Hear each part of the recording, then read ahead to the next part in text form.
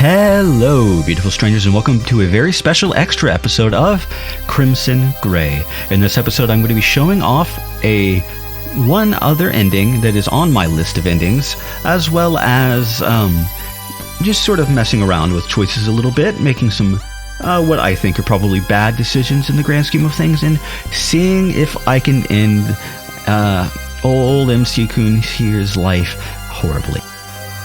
Or just ruin it entirely so he doesn't want to think about how horrible it is. Anyway, let's get started, shall we? No, I'm okay. Continue with the original balance.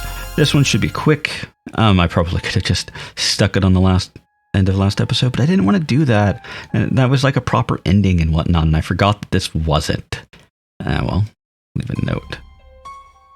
But this is a special episode. I'm probably, unless this ends up being super long, which I doubt, I'm just going to upload this,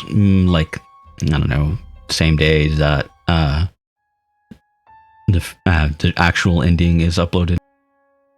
But I'm not certain to that, and I'll talk to the pharmacist, I guess. But how's everybody doing? I'm okay. I'm same as it was the end of last episode. It's the same day. Fucking writing D&D, man.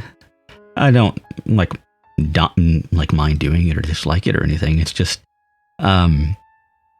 it takes a lot of energy from me to be creative. So, I don't know if you've ever written adventures. I try to write in a bit more detail. I try to write so that if I look at my notes 10, 15 years down the line, I want to be able to know, okay, that's what I was thinking with that. I can run this again right now if I wanted to. That's the kind of detail I want. Decline. Right? Yeah. I'm sorry, Lizzie. I don't feel like it right now. That's okay. I was actually thinking maybe we should wait. Huh? Yeah, and it just goes into that like normal. Fair enough. Oh, and John, I'm glad you felt like you could say no to me. No problem. Since he wasn't sure where to go from there, John just held her a little close. Lizzie lay her head against his chest, and he kissed the top of it gently. And now back to skipping. Start a conversation about morality. This one again. Yes, that was a fun one. Lizzie fidgeted for a bit, then seemed to focus on his words and nodded. Okay. That made things a little uncomfortable for the rest of lunch. That is whatever. That made things a little uncomfortable from the rest of lunch, but John hoped that if he ever did somehow get strapped to train tracks, Lizzie was the one nearby. But we've read that before. For this one, we're going to say very little about Lizzie. She's nice, but she's a very private person. Okay, fair enough. Anyway, I was just asking out of curiosity. Maybe our high school only has one lost cause now. Oh, right, that one. Next, John had scheduled another session with Miss Smith, but he decided to swing by his locker first. Lizzie plus John forever, forever, forever, forever, forever, forever, forever, forever. To his surprise, he found a note from Lizzie there, their names and a heart with the word forever repeated multiple times around them. Had she placed it now or earlier in the day? It had been a while since he checked his locker. Frowning, John tucked it in his pocket and headed onward. Yep, a mind forever voyaging and all that. Yeah, that's another series. Wait, am I thinking of the right one? Is Mind Forever Voyaging? Never mind, it doesn't matter. Because I get a Mind Forever Voyaging is a text venture that I've never played. I keep getting, for some reason, I get that and an IF game from the, I think, early 90s confused. It might be late 80s, but I think it's early 90s. It doesn't matter. I'm rambling. I'm going to go straight to Lizzie and resolve the situation. There was no sense dragging things out or being indirect. John left a note in Lizzie's locker asking her to meet him on the roof after school. John, you need something? I have no idea where Kitten went. She's probably napping, I'm sure. Oh, yeah, she's on a hat. I need you to be honest with me, Lizzie. Of course, always. You're angry that I have a girl as my lab partner, aren't you? Yes. Do you honestly think I'd cheat on her with you? Or cheat on... Wait. Wait, do you honestly think I'd cheat on you with her? No, John would never do that. Then why do you want to hurt her? It's fine if you can't tell me, but you shouldn't do that, Lizzie. I want you to be able to focus on me, not other people. I'll ask if I can't switch partners, and maybe this weekend we can go out again. But in return, will you promise me you won't hurt anyone? Okay. In that case, I won't press you anymore. I'll ask about changing partners today, I promise. No, I don't want to keep you from... Wait. John is too kind. I have to protect you. I know you never try to hurt me, but this girl, she's evil. She'll put on a false face and trick you. You'll be too kind to resist her, and then... Lizzie, that isn't going to happen. Makes me happy to hear you say that. But do you believe it? Or am I going to find out she died of mysterious causes soon? No, I promise, I won't hurt her. But you still need to be protected. You don't understand how tricky girls can be. But if John doesn't want me to hurt anyone, I'll have to protect you by being the best girlfriend in the world. It's settled. I won't murder anyone, and you'll take me out on a date every weekend for the rest of the school year. Well, it's nice we reached some agreement. Let's start right now. How nice. Several days passed without incidents, then several weeks. Eventually he began to relax and trust Lizzie really wasn't going to harm anyone. He did manage to get his lab partner reassigned. It felt incredibly awkward to reject a nice girl like that, but he tried to make excuses that he couldn't keep up with her, and he thought she chalked it up to depression. Losing a lab partner was no big deal. He was happy to do it to keep Lizzie, not to mention the possibility of avoiding a murder, but in the future he worried that it could be a real problem. Still, as time passed with no incidents, he began to think that it had been entirely his imagination. Until one day at lunch. Something on your mind, Lizzie? Would you still love me if I'd killed her? Oh, that's a heavy question to spring on someone. Heavy enough to take a drink, or excuse I'm making. It is a little bit later than normal, and I've only drank about half my drink. I'm going to be up late. Anyway, honestly, I can't phrase for certain since it didn't happen, but I think I'd still love you. You don't hurt people for malicious reasons. In the end, you're doing what you think is necessary for my sake. I love how dedicated you are to things. I can never stick with anything. Okay. Is it okay? You still seem upset. Hold on. I don't remember this being a choice here. It doesn't matter, I guess, so we'll just choose one. Actually, I'll save.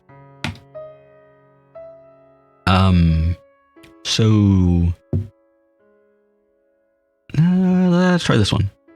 Lizzie, are you still planning to do something to her? No, I said I wouldn't. Well, good. After that, the subject never came up again. John wasn't sure how he felt about the situation had been resolved, but at least no one had been harmed. From that point on, Lizzie seemed sweet and devoted at all times. He spent the rest of the year trying to avoid being paired with any girls, just to be safe.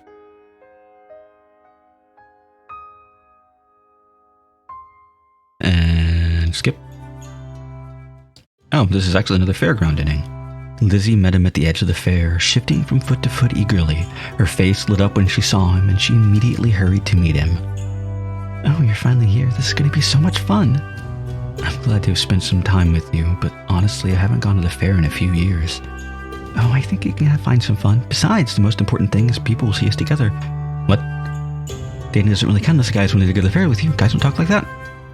No, we're not happy to be seen with you. Let's just kind of speed this up a little bit. Yay! Let's go see what they all have.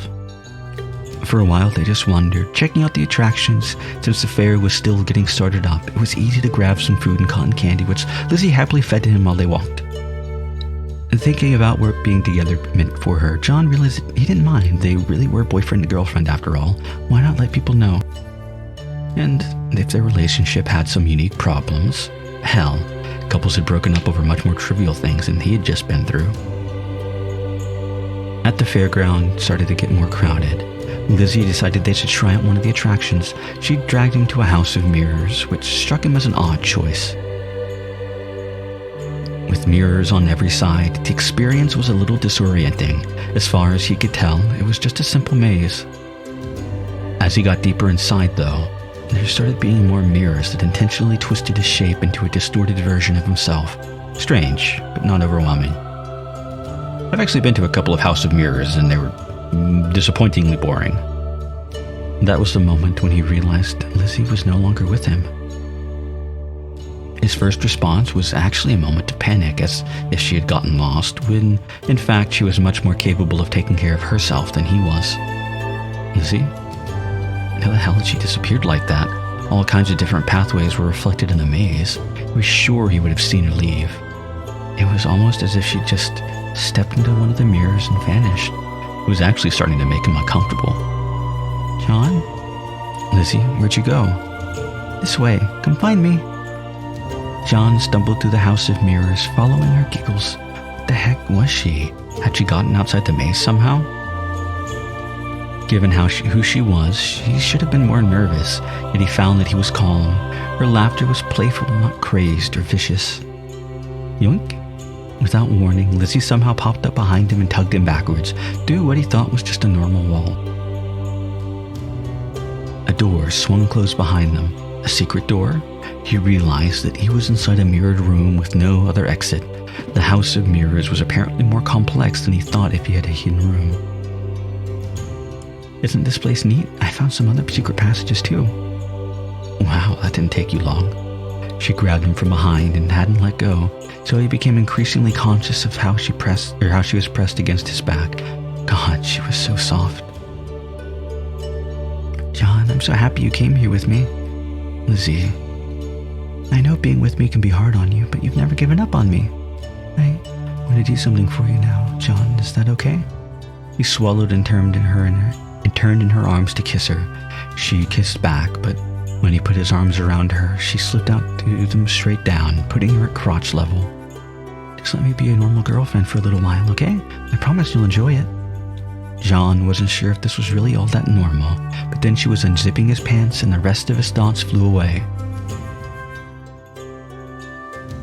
He leaned back against the mirrors, needing a moment to catch his breath. Lizzie seemed to have no trouble fixing her shirt and then coming to give him a hug. Wow, that felt amazing. Good, I liked it too. Maybe we can do more of this sometime. He liked that idea, but for now he felt too relaxed. Lizzie took his hands and led him out of the maze effortlessly. Outside, the fair seemed to be loud and bright. It took him a second to even notice that someone was snickering at him. Are you fucking serious? You came here to play around in a House of Mirrors? One of his classmates was there with his girlfriend, pawing at her chest while she giggled and swatted at his hands. They both leered at John and Lizzie holding hands. What are you, 12? One's thoughts might have bothered him, but now John didn't care. He didn't even have any desire to prove his friend was wrong. When he thought about what Lizzie had done for him and felt her squeeze his hand, he just didn't care. Come on, let's ditch these losers. His classmate's girlfriend led them away, and John didn't really care about that either. He gave Lizzie a smile, but she seemed slightly distant. Had the encounter bothered him more than that, or bothered her more than him, he hoped that she wasn't getting any dangerous urges again.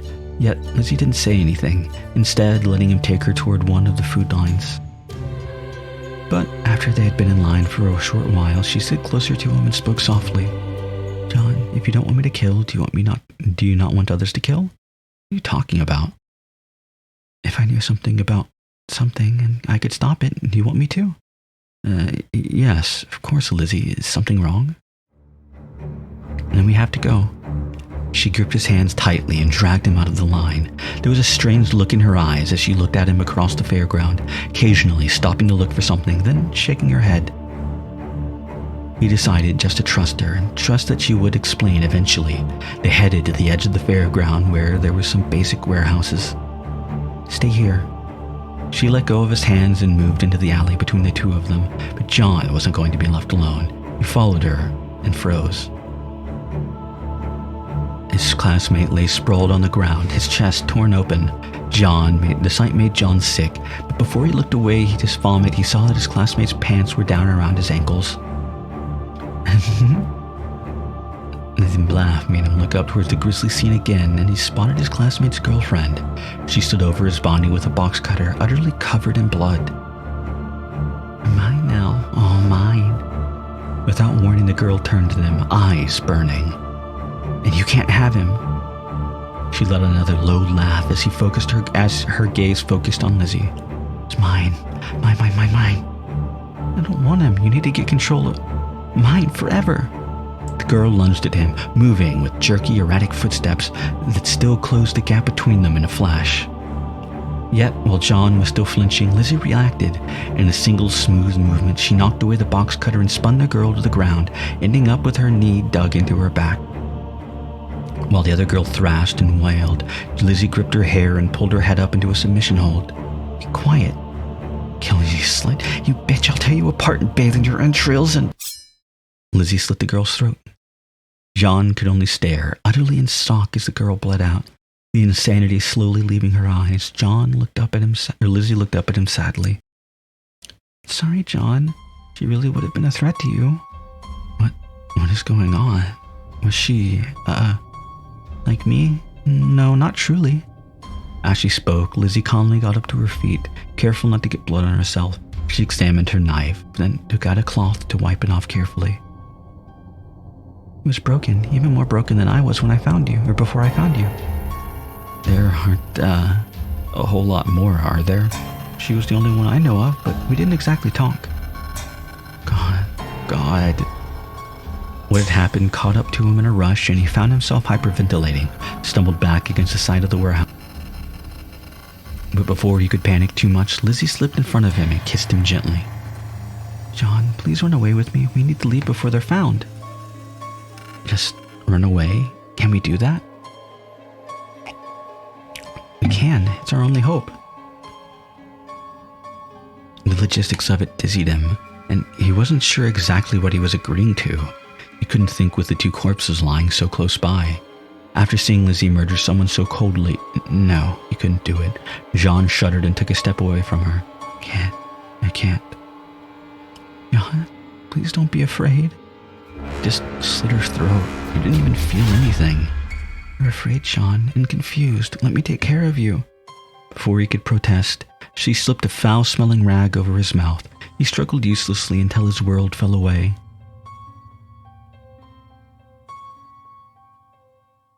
By the time they woke up, they were far from the fairground.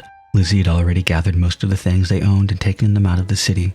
He didn't know where she had gotten the car, didn't know what their plans were, didn't do anything but rock back and forth, trying to breathe. When they stopped, Lizzie came to the back seat and kissed him gently before snuggling up against him. He shivered, but he held her close. In the years ahead, they moved into a new town. He relied entirely on Lizzie as she gave him a new identity, found him a job, and played the supportive housewife. Sometimes he thought about running or disobeying her, but whenever he did, his mind flashed back to the image of Lizzie calmly slitting the other girl's throat. As he became more and more withdrawn, he thought he saw sadness in Lizzie's eyes, but he didn't care. Every night they slept in the same bed, sometimes having sex, and sometimes Lizzie just whispering into his ear. His world would grow more and more gray until there was nothing left. Game over. Yeah, not a great ending for John, but no, I'm okay. I think we're going to kind of screw around a little bit. I know one of the things, because I've done it before, is just, we're going to ignore her. He decided that he was probably imagining it. There was no reason for her to care about him. And we're just basically going to deny her at every moment. To replace the lock. That day during lunch, John stopped by a hardware store and purchased a small padlock. Taking great care to avoid letting anyone look, he had used it to close his locker. There were no messages for the rest of the day, but he couldn't escape the sensation that someone was staring intensely at him. Successful or not, just accomplishing something made John feel a little better. As he went home and fell asleep, however, the sensation of being watched just got worse.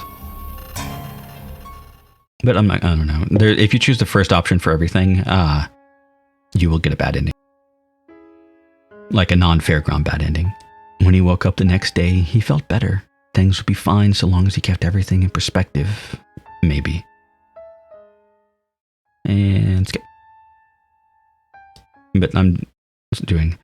He held his padlock was still holding his locker closed, but he could see that a paper had been wedged into the slits. John took it out with trembling hands. I didn't like that tree either. Yeah. Why did you get a new lock? Now I can't leave you things. Unless you wanted me to watch you? To learn the new combination? Is this a game?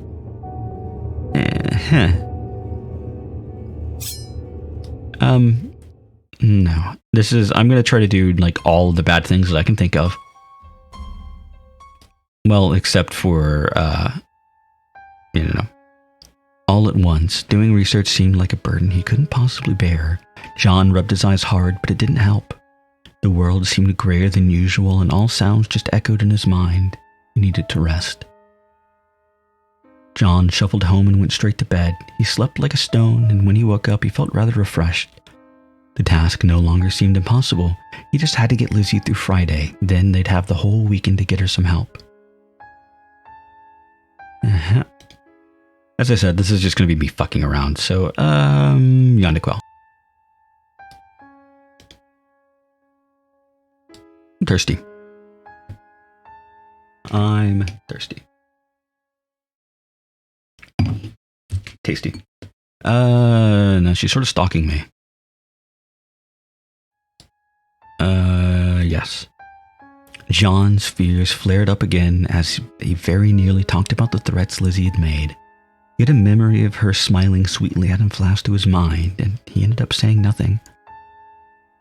Is that a no? She's basically normal as I am.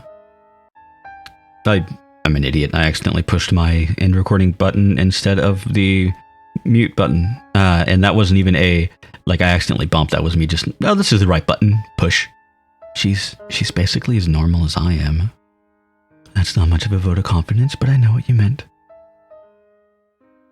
Okay. Just keep talking. And pull back. John shifted to fold his arms, putting his hands out of her reach. Lizzie pouted, but a moment later she leaned her head against his shoulder. This feels so nice. I'm sure it does. Let's run. He ducked low and sprinted for the door, heedless of crashing against the wall. Don't run away.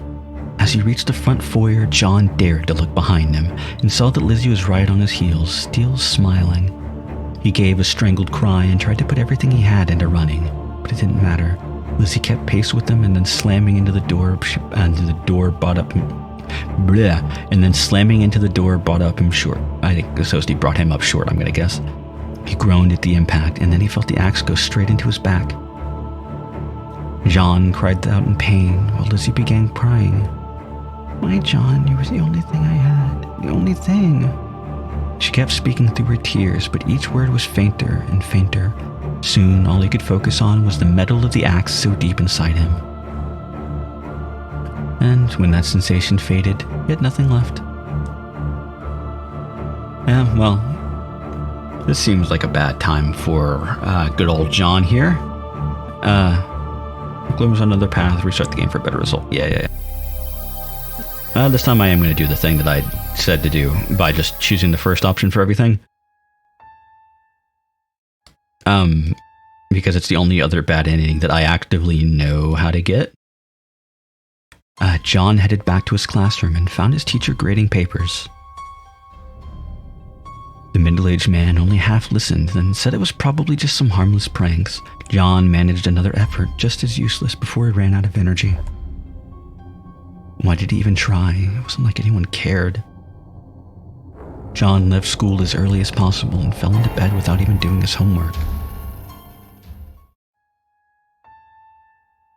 When he woke up the next day, he felt a little better. Things would be fine so long as he kept everything in perspective. Maybe. And that's that pretty much. I don't think there's even... Oh, why did you try to tell someone? Don't you like me? John realized that he was in way over his head. Yeah. So for this, we're going to cautiously say yes, of course. Like I said, choosing first option for everything. It's basically just getting into the basement. John headed back to school and discovered that Miss Smith was still in her office. She always put in long hours. For a moment, he saw her at her desk before she had seen him. She looked older, or tired, just staring at the papers in front of her as she worked through them. When she spotted them, though, she immediately flashed a smile. Oh, John, did you forget something? No, I was just wondering if you could help me with something. I know a person who seems to be in need of some medical help, but it would be easiest if they came in to see me. I'm afraid the issue is paranoia, I guess. I don't think they'd be willing to do that, but I'd like to help. Well, it's dangerous to diagnose someone indirectly, but if you describe them, I can at least give you some basic advice. John described Lizzie's worrying behavior as best as he could without identifying her. He wasn't sure why he was so careful. Maybe because she might come after him with a knife if he said too much. When he finished, Miss Smith nodded thoughtfully. It does sound like a serious case. You'd want to get a blood test done in case there's a serious chemical imbalance. Do you think there's any drugs that could help? Koitek has a line of very powerful new drugs that could certainly help, but the question is which one would be appropriate. I get a sense that there's a fixation to it. I'd wish they'd finished developing Aerozepam, but I guess it's too early for that. No, I suggest one of two choices, Nilazine or Yondequel. Never heard of either of those before. They wouldn't be appropriate at all for your condition, or most conditions, honestly. They're very experimental. Yondequel is a sedative, antipsychotic, while Nalazine promotes focus and clear thinking. I'm just not sure which one would be right. A decision like that should really be made by a medical professional. Are you sure I can't help directly? No, it'll be fine. Thanks, Miss Smith. Yep, and she recommends those two, and I think that's good. We're good with that. Not much of a reason to do anything else, really. So we're going to give her that. On Sunday, John woke up utterly miserable. It took several minutes to just push the sheets off his face. Then he immediately winced at the light. There was probably no way he was going to get out of bed the entire day, not feeling like this. He had homework due on Monday, but he just didn't care. He'd get hungry eventually, but it didn't compare to the deeper emptiness gnawing at him. Everything hurt and nothing mattered. Just when he was going to roll over and futilely attempt to go to sleep, he heard someone knocking at the door. Good morning, John. He stared at his ceiling for a while, then pulled a sheet over his face. Not today. He had no energy for anyone else. She'd have to take care of herself. Soon enough, she stopped knocking. Good. John let the blanket stay on his face, but didn't close his eyes, just staring at the fabric. That was when he heard the front door close. Under normal circumstances, he might have been upset or uncomfortable, but in this grip of depression, he barely registered what it meant. Good morning, John. He didn't respond. She didn't even seem to notice, moving closer and pulling the blankets away from his face. Are you having a bad day? Don't worry, Lizzie will take care of you. And with that, she began bustling around him, apparently not even caring that he didn't respond. She untangled his sheets and tucked him in better, humming a little tune the entire time. Stay right there, okay? She gave him a little peck on the cheek, then skipped out of the room. He heard her go across the floor, then enter the kitchen and began opening things. Strangely, just having her present helped. The worst part of days he couldn't get out of bed was actually the boredom. He didn't want to do anything, but that left his mind grinding against itself. Now, at least, he had Lizzie to listen to. It sounded like she found the pots and pans quickly and turned on the stove. Since his mother had left, most of them didn't get much use. John's father never cooked anything, and though John had learned to cook for himself, he usually just used the same pan every day. Was she really going to cook for him? He recalled that her lunches had been pretty great, so maybe he had something to look forward to. Lizzie popped in again to open his window and let the fresh air in. He was afraid that she would try to talk to him, but she just smiled when he looked at her and kept moving around. Soon she headed back out, still humming to herself. Eventually, she returned with a steaming bowl of soup. John stared at it, so she sat down on the bed and held a spoon out for him. Eat up. You need your strength. It looked like she was going to hold the spoon in front of him until he ate it. So John gave in and accepted the spoonful. Even through his gray haze, it wasn't bad. He opened his mouth when she fed him another spoon. After he ate the soup, she left him alone again for a while, and he actually drifted to sleep. It was a heavy, exhausted sleep, but it was better than nothing. When he woke up, Lizzie was sitting nearby, staring at him with a dead look in her eye, but John found that he didn't even care. She spent the entire day caring for him, always fussing around for his comfort and feeding him regardless of his objections. Somehow, she managed to convince him to sit up, propped against some pillows, and once he was sitting up, it was easier for him to do something else, like read for a while. Oh good, I managed to start my timer, good. To his surprise, Lizzie actually pulled out some homework and began working through it, humming to herself. He wasn't sure why he was surprised. Obviously, she was a student too, but somehow he didn't think people like her actually worked or studied. By the end of the day, he was actually feeling close to better. But when he tried to get up, Lizzie kept him down with a gentle hand on his chest. You get better, okay? I'll see you on Monday. Maybe I'm thinking of something, because I don't remember seeing this when I was fucking around a bit ago. Before I started recording this, like the first episode. She stayed with him until he finally went to sleep for the night. It was only as he was drifting off peacefully that he realized he had definitely locked the door the night before. Yeah, don't think about it too hard. If you think about it too hard, then, let's go back to just choosing the first option again. Yes. And then Skippy. Oop. It's so sweet, but it's not necessary. It helped us get closer, didn't it? That's enough. Okay. Just keep going with this. Beg. Yeah, and then we go back, continuing on to do like this. Beg for release. I'm going to try to remove the chain. Refuse. No. Paxitine is all that gets me through the day. I need it. John. She stayed away from him for the entire day, but he could hear her moving around above him. It sounded like she was pacing, except her footsteps were too random and uneven. When she brought him food, she smiled, but her eyes were hard. John tried to beg her, but she refused to answer. The hell is with her paranoia? Did she hate Koitek because of her mother? He had no answers, and Lizzie left him alone. Without her to distract him, he only slid deeper into depression.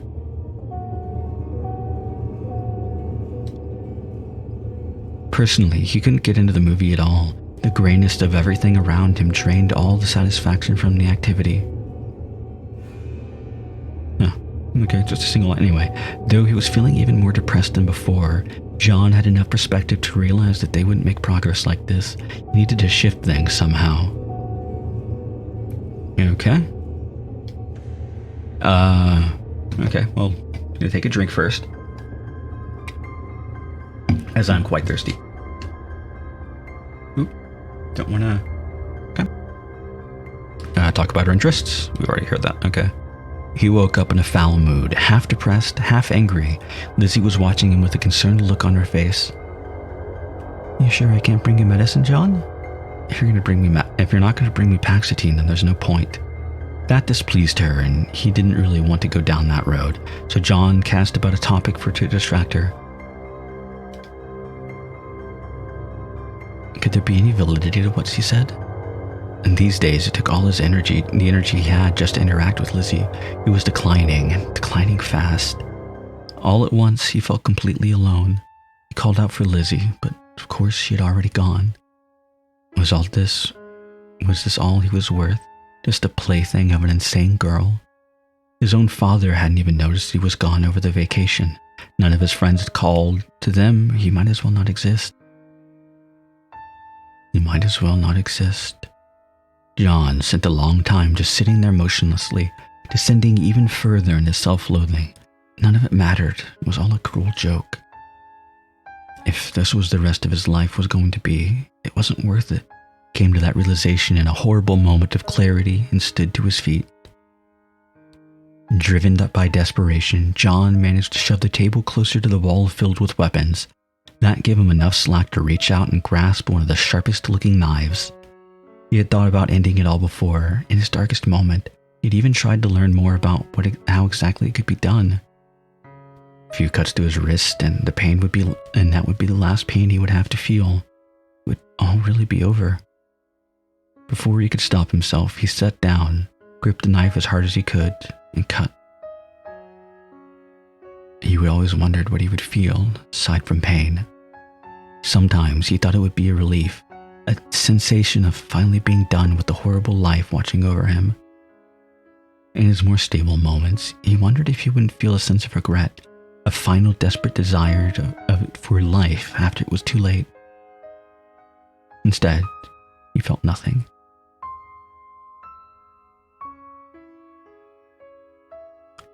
And death. And poor Lizzie. Poor something. Poor both of them, I guess. Say poor Lizzie.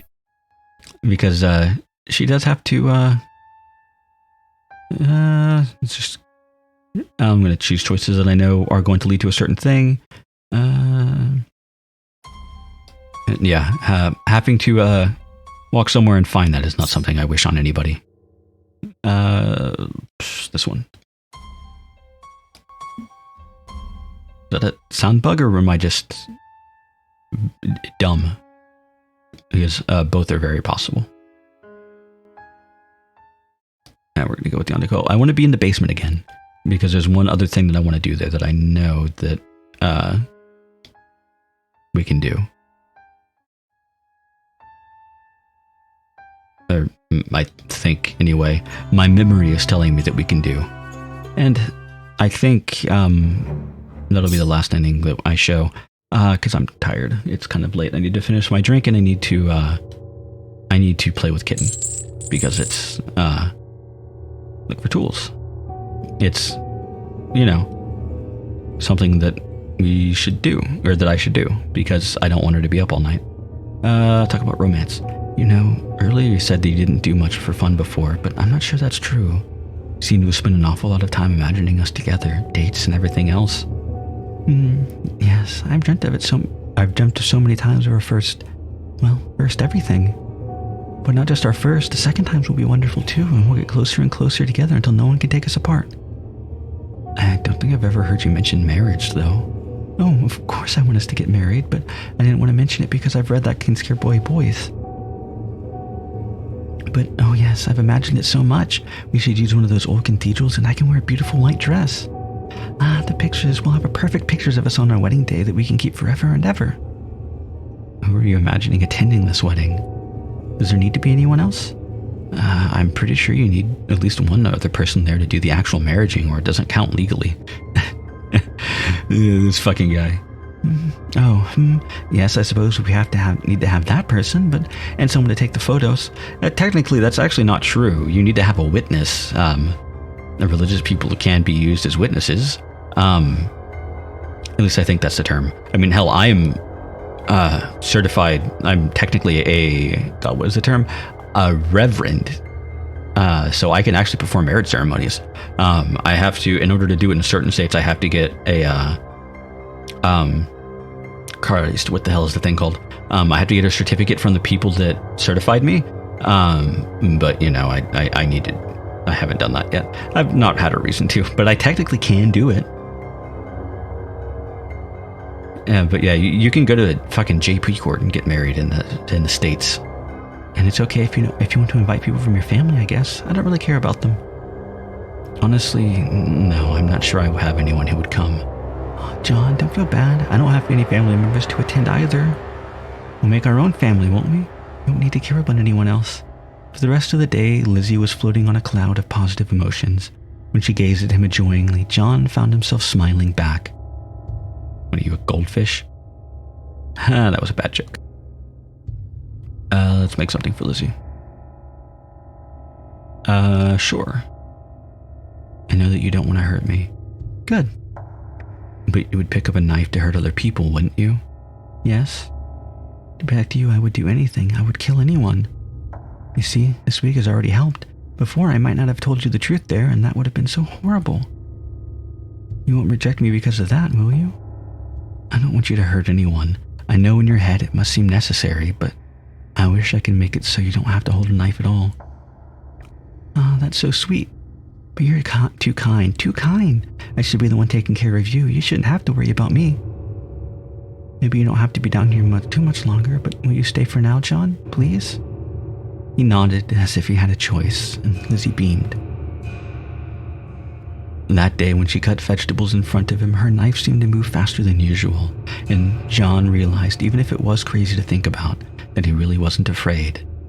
Which didn't mean he thought he was actually safe around her, but for now, at least, he didn't think fear was the right response. I might have chose poorly. We're gonna do this. And we're gonna go run away. Whatever he needed to do, he couldn't be found. He couldn't be found breaking out by Lizzie. Maybe he could get the police, maybe just run away, but whatever he decided, he needed to get out and get out fast. Okay. John started to run for the door, but the chain almost immediately made that difficult. He gathered it up as best as he could and headed for the door. It was locked, just as he'd suspected, but he went back to get the crowbar, and that made short work of the one of the window's houses. After gingerly climbing over the broken glass, he dropped down to the yard. He was free. For a moment, he just stood there, uncertain what to do with that. Part of him wished he had thought to bring his homework. Then he realized that he was idiotic. It didn't matter after all of this. John began moving down the street, trying to get his wits about him. The first thing he needed to do was get further away from the house, but the second thing was decide exactly what he wanted to do. The idea of turning Lizzie in sickened him, but she obviously wasn't well. Would she end up killing someone if he let her stay on this path? He couldn't be sure. As he half walked, half jogged, he became more and more conscious of how heavy the chain was. He hadn't noticed it at first, but it was beginning to wear on him. It occurred to him that he looked like some kind of stereotypical escaped criminal. The police might be suspicious of him. John almost giggled at the thought. John. Her voice floated to him as if it was part of the mist. John shivered and began to run, but his legs were sore and he was exhausted and he just didn't have the strength to escape. John.